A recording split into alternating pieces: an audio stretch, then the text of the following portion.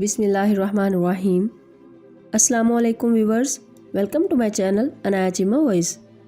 Viewers, आज मैं आपके साथ एक खूबसूरत मलका और भंगी की स्टोरी शेयर करने वाली हूँ। तो चलिए स्टार्ट करते हैं।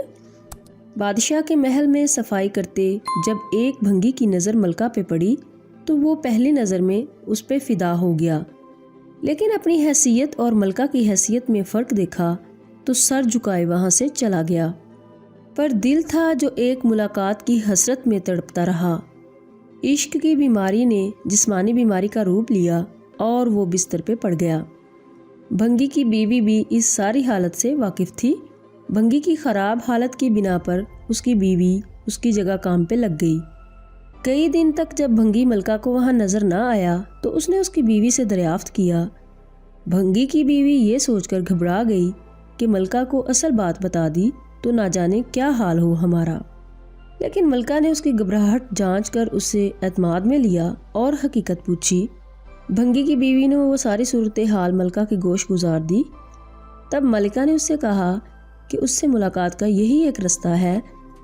तुम अपने शौहर से जाके कह दो कल वो शहर से बाहर किसी रास्ते पे बैठ जाए और बस अल्लाह अल्लाह करता रहे, ना तो किसी से बात करे और ना ही किसी का दिया कोई तोहफा कबूल करे।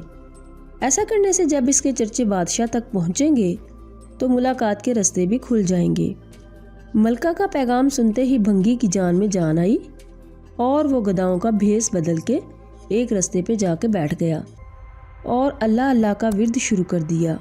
आने जाने वाले उससे मुतासिर होते और नजराने साथ लाते, लेकिन वो सर ना उठा के किसी को देखता ना किसी चीज़ को हाथ लगाता। करते करते खबर बादशाह तक पहुंची और उसने वज़ीर को भेजा कि दरियाफ्त करो कौन है वो और उसकी सच्चाई किस हद तक है।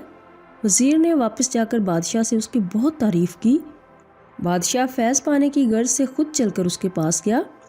जब हर तरफ उसके चर्चे होने लगे तो मलिका ने बादशाह से उस नेक इंसान की ज़ियारत की ख्वाहिश की।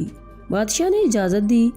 इसी असना में जब भंगी को इस बात का एहसास हुआ कि अब तक वो दिल से नहीं सिर्फ एक दुनियावी मकसद के तहत ही अल्लाह पाक के नाम की तस्बीह कर रहा था, वो झूठा है, लेकिन फिर भी अल्लाह की रहमत उस पर इस कदर है कि लोग उसके सामने झुक रहे हैं। क्या बादशाह और क्या आम आदमी सभी उसे इज्जत दे रहे हैं। ये करामात तो सिर्फ ज़ुबान से वो पाक नाम लेने की हैं। अगर सच्चे दिल से उस नाम की तस्बीह की जाए तो और कितनी रहमतों का नज़ूल उस पे होगा।